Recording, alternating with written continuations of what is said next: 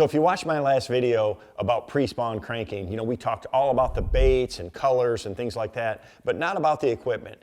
Cranking to me is a whole system, and I want to use the right setup for the conditions that I have and the cover type and the area that I'm fishing. So for instance, if I'm fishing an open water main lake grass flat, I'm going to use a longer rod. I need something that has more power and control to rip those baits out of the grass.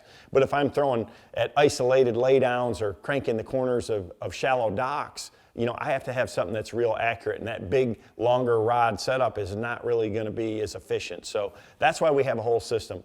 So often during this period, accuracy is important. You need to make a pinpoint cast. You want to get it tight up to the rocks. You're throwing it around some type of shallow cover, and that's where the CC1 comes in. This is, to me, the ultimate target cranking rod. It's got a nice soft tip, so it really handles these small to mid-sized baits really, really well, and it's perfect for that scenario. Making a really good, accurate, tight presentation around the cover in this pre-spawn is absolutely critical. I've got this one rigged with a square bill. For that hybrid hunter or square bill, if you're fishing around a lot of that shallow targets, this is the setup that you want. It gives you a ton of control. I match it with my KVD crank and reel. It's got a 6:2 gear ratio, brings in 25 inches per turn, and I'm going to adjust the line size based on the depth of the cover that I'm fishing. If it's shallow, heavy cover, I'm throwing 17-pound or 20-pound fluorocarbon. If I'm trying to get this bait a little deeper, maybe I'm fishing around bluff banks and cracks in the rocks where I still need to make an accurate cast, but I want the bait to go deeper, I may go down to 10 or 12-pound test fluorocarbon. So the line size just dictates the running depth of the bait. The setup is all about the accuracy. That's a rod you have to have in your arsenal this time of the year. My standard cranking system during the pre-spawn is, my CC2 or my 7-foot medium action composite cranking. I've got it in my signature series and in the standard KVD tour series. Both of them are excellent rods. The big difference is the components and the handle. In the signature series, you get the wind grips. It just has a great, great feel to it. I still match it up with my KVD crank and reel with a 6:2 gear ratio. Again, to me, 25 inches per turn is the perfect ratio for this time of the year. It's colder water. I can speed it up if I need to, but more importantly, I can slow it down when I really have to.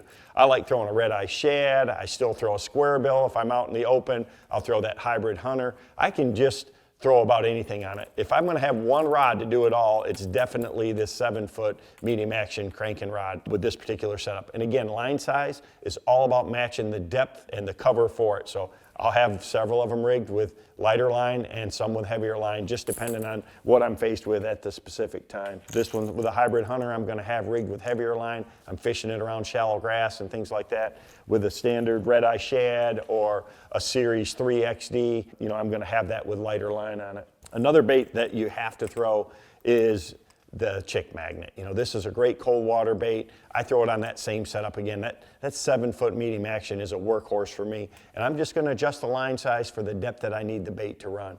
Deeper flats, gravel flats, and things like that. I want to get this bait down to its maximum depth. I'll throw it on 10-pound line, and it'll get 6 feet, even almost 7 foot with a real long cast. And this setup gives me kind of the best of both worlds, where if I need to make an accurate cast, I still can, but if I need to make a long cast, it's really kind of that workhorse, do-it-all setup combo. Now, if I'm really focused on trying to fish some of these deeper baits during this time of the year, the 1.5 flat, the 3XD, I need to make long casts with it. I'm going to move up to my CC4. So this is a 7-foot medium heavy action. It's got a soft tip, still throws these smaller to mid-sized baits really well. I'm going to match it up with lighter line. A lot of cases, because I'm going for distance, I'm going to even go to a larger spooled reel. If you're looking for a great crank and reel that has a lot more line capacity, the BB1 Pro is just a phenomenal reel. This is a brand new model that came out. The gear ratio is a 6:2 as well, has that same 25 inches per turn. I'm going to rig this up with 10 or 12 pound fluorocarbon. I can sling these baits a really long ways, really get them to their maximum depth, and it just gives me that much more efficiency. So if I need an open water rod, this is the setup that I'm going to go to. Having the right rod and reel combination, rod, reel, line with that crankbait is all part of that cranking system.